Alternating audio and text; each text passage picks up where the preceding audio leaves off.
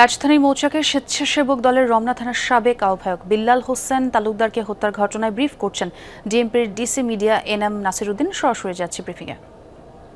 বিশেষ অভিযান, checkpost duty এবং গোয়েন্দা নজরদারি সেগুলি আমরা অব্যাহত রেখেছি এবং বিশেষ বিশেষ অপরাধপ্রবণ এলাকা যেগুলি সেগুলিতে আমরা বিশেষ অভিযান পরিচালনা বিশেষ গুরুত্ব দিয়ে বিশেষ বিশেষ অভিযান পরিচালনা করি।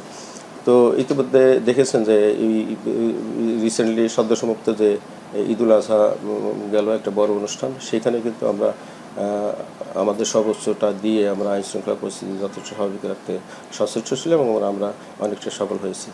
আরেকটা বিষয় যে মতিঝিলের গতকালকের যে ছিনতাই পরশুদিনের ছিনতাইয়ের ঘটনার কাছে এটা সবশেষ তথ্য কি আছে আপনাদের কাছে? মামলা হয়েছে কিনা বা কোনো কিছু?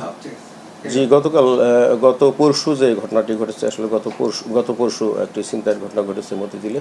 তো সেই ঘটনার পরিপ্রেক্ষিতে আহত ব্যক্তি চিকিৎসাধীন আছে মুগদা জেনারেল হাসপাতালে এবং এখনও পর্যন্ত তার পক্ষ থেকে কেউ মামলা করেনি এবং পুলিশ ওই ঘটনাটির তথ্যপত্র সংগ্রহ করে আসামি শনাক্তের চেষ্টা করছে। দুজন যে গ্রেফতার হয়েছে গতকালের ঘটনায়, এই দুজনের নামটা যদি একটু বলতেন, তাদেরকে গ্রেফতারে তারা কিভাবে জড়িত? নামটা তো আমি বলেছি আমার বক্তব্যে যে রিয়াজুল ইসলাম একজনের নাম, আরেকজনের নাম হচ্ছে আল আমিন মাহিন। তো তাদের সংশ্লিষ্টতা পেয়েছে বলেই পুলিশ গ্রেপ্তার করেছে এবং সেটি বিস্তারিত পরে জানানো হবে। এখন পর্যন্ত কি মনে হচ্ছে মার্ডারটা কেন? তার মোটিভটা বললাম যে তদন্তের পরেই বিস্তারিত জানা যাবে। প্রাথমিকভাবে যেটি জানা যাচ্ছে, ওখানে একটা তর্কাতর্কির উদ্ভব হয়েছিল। মূলত তা এই নিহত ব্যক্তির ভাগিনা মোবারক হোসেন আকাশকে কেন্দ্র করে, আকাশের সাথে তর্কাতর্কির এক পর্যায়ে এই মামা বিল্লাল হোসেন তালুকদার উনি সংবাদ পান অথবা তাকে সংবাদ দেওয়া হয়।